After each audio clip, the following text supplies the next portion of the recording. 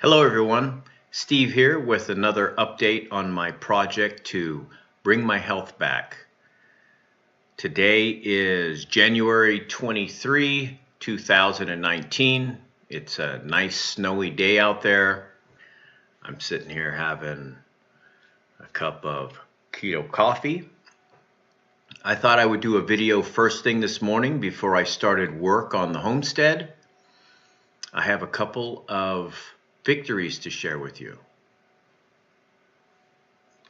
If you recall, about 8 days ago, I started this project with a blood sugar of 329. I was taking several medications prescribed to me: insulin, metformin, saxagliptin, another medication, and it was at 329. Today, 113. I'm just stunned. I'm happy with that. I thought 140 was great. It's 113. What gets me is I ate more yesterday than I had since I started this whole project. I've been dealing with hunger, like I was talking about in my last video. I am hungry. I mean, not like stark raving mad hungry, but I could feel it like, man, I'm hungry.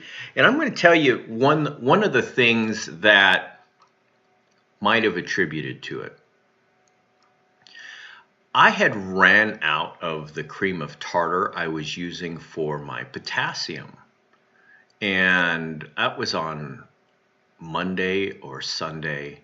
I ran out, and I was waiting for my Amazon delivery of potassium. I ordered a bulk 2.2 pound or 1 kilogram of potassium to add to my water, and I didn't have it until yesterday evening when the delivery arrived. Since then, since adding it back to my water, it's under control. I know it sounds odd. I do believe potassium has a lot to do with cravings for food. It might sound odd. I watched a video. It was either by Dr. Berg or another person that I follow is Thomas DeLauer. Both of these guys have incredible channels on YouTube. I get a lot of information from them, and information that I get from other sources, I compare it with what I've learned from them. There's another guy out there who I follow regularly. I'll go ahead and mention him as well. His name is Dr. Berg.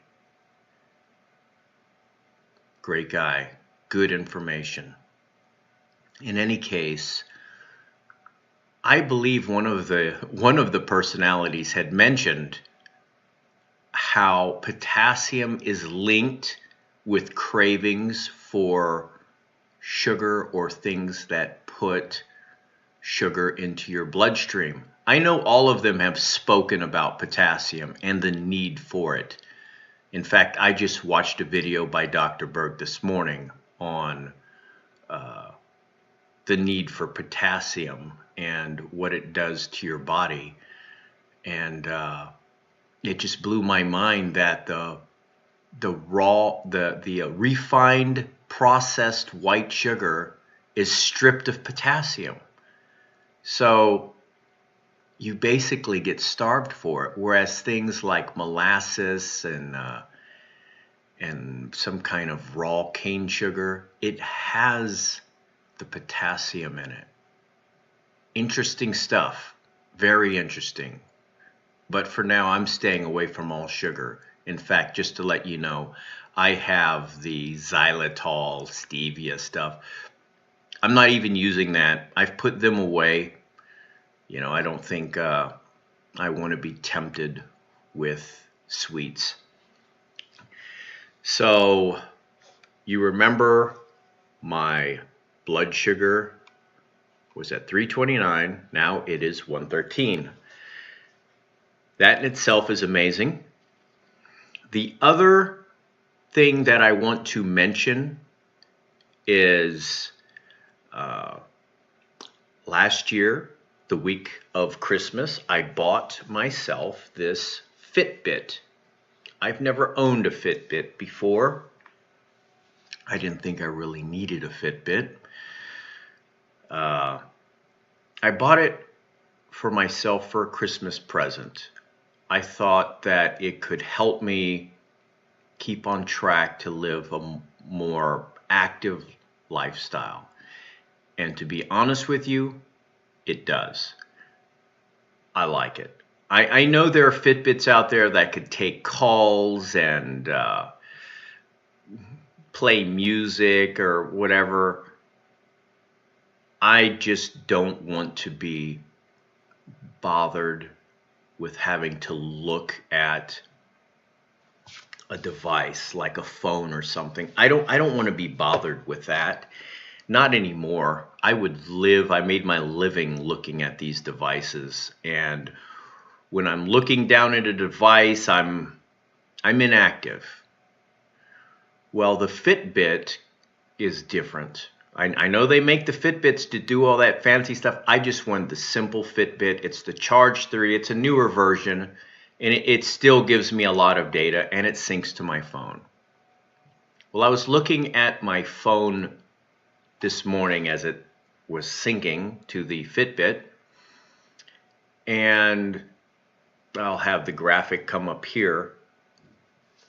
My resting heart rate has dropped from 85 and above to 73.